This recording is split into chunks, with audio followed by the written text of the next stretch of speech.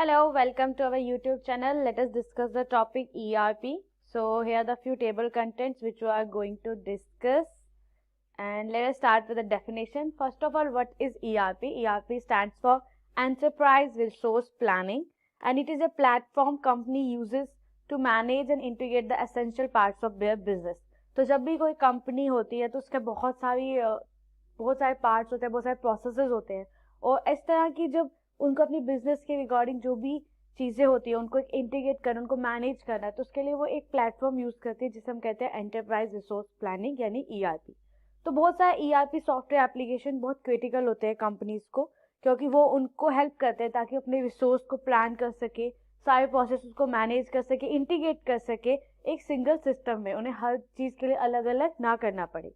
तो ERP जो software होते हैं वो इंटीग्रेट करते हैं प्लानिंग, परचेजिंग, इन्वेंट्री, सेल्स की, marketing, finance, human resources and बहुत सारी चीज़ें जो बहुत एसेंशियल होती है, जैसे financial accounting, human resources, engineering क्या चल रही है उनकी, प्रोजेक्ट कैसे मैनेज कर रहे हैं, क्या डेटा सर्विसेज यूज़ कर रहे हैं, क्या परचेजिंग है, क्या उनके एक्सेस कंट्रोल है। सो अगर वर्किंग की बात करें तो ERP एप्लीकेशंस अलो करते हैं डिफरेंट डिपार्टमेंट्स को कि वो कम्युनिकेट करें, इंफॉर्मेशन को शेयर करें easily with the rest of the company, information collect करते हैं अबाउट द एक्टिविटी, और जो डिफरेंट डिविजन्स की स्टेट्स है इंफॉर्मेशन को अवेलेबल करते हैं अदर पार्ट्स जहाँ पे उनको हम प्रोडक्टिवली यूज़ कर सकते हैं। Then there is ERP application corporation को हेल्प करते हैं, ज़्यादा सेल्फ अवेयर बनाते हैं by linking information about production, finance, distribution and human resources together, और ये कनेक्ट करते हैं डिफरेंट टेक्नोलॉजीज को जो हर बिजनेस यूज़ करता है, हर बिजनेस का पार्ट यूज़ करता है। ERP एप्लीकेशन जो कॉस्टली डुप्लीकेट्स है या कोई इनकम्पैटिबल टेक्नोलॉजी यूज़ कर रहे हैं उनको भी एलिमिनेट करता है।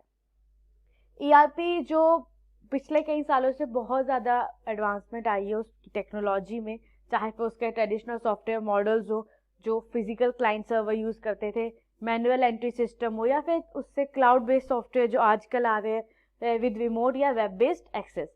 तो प्लेटफॉर्म में जनरली मेंटेन्ड होता है कंपनी जिसने उसे क्रिएट किया होता है विद क्लाइंट कंपनीज जिन्होंने उसकी ये सर्विस रेंट की होती है जो प्लेटफॉर्म प्रोवाइड करता है।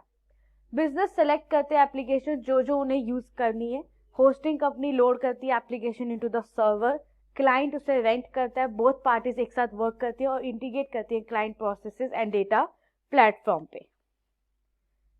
जब सारे डिपार्टमेंट्स एक सिस्टम में टाइड हो जाते हैं, मतलब इकट्ठे हो जाते हैं, तो जो सारा डाटा है वो कलेक्ट होता है सर्वर पे और इंस्टेंटली अवेलेबल होता है जिनको परमिशन होती है उसे यूज़ करने के लिए।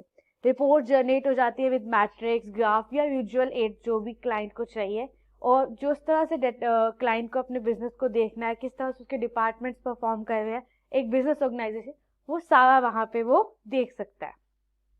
सो बेनिफिट्स की बात करें तो ये एक्यूरेसी और प्रोडक्टिविटी दोनों को इम्प्रूव करता है। तो जब हम ऑटोमेट कर लेते हैं या इंटीग्रेट कर लेते हैं बिजनेस प्रोसेसेस को, तो जो रिडेंसी है, मतलब डुप्लीकेसी है, वो एलिमिनेट हो जाती है, जो एक्यूरेसी एंड प्रोडक्टिविटी है वो इम्प्रूव होती है। इन एडिशन डिपार्टमेंट जिनका प्रोसेस इंटरकनेक्टेड है वो सिंक्रोनाइज मैनर में काम कर सकता है, जिससे जो भी आउटकम्स है वो फास्टर अचीव कर सकते हैं और better. Then there is improve reporting. तो जब कुछ बिजनेसेस अपने रियल टाइम डेटा से बेनिफिट होते हैं from a single source system, तो accurate and complete reporting companies को हेल्प करती है किस तरह वो प्लान करें, बजट दे, फोरकास्ट करें, कम्युनिकेट करें with state of operation to organisation और विद इंटरेस्टेड पार्टी जैसे शेयर होल्डर्स हो गए।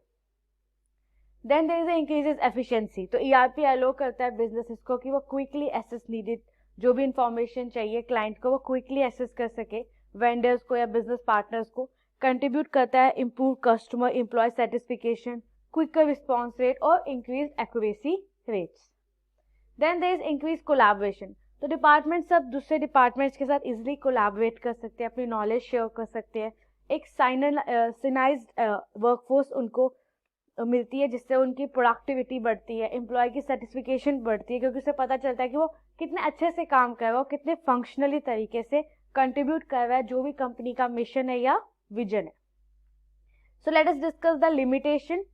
ERP सिस्टम हमेशा एलिमिनेट नहीं करता है इनएफिशिएंसीज को विद इन ए बिजनेस, और हर चीज़ को इम्प्रूव नहीं करता, जैसे हमने डिस्कस किया, कुछ ना कुछ लूप होल्स रह ही जाते हैं।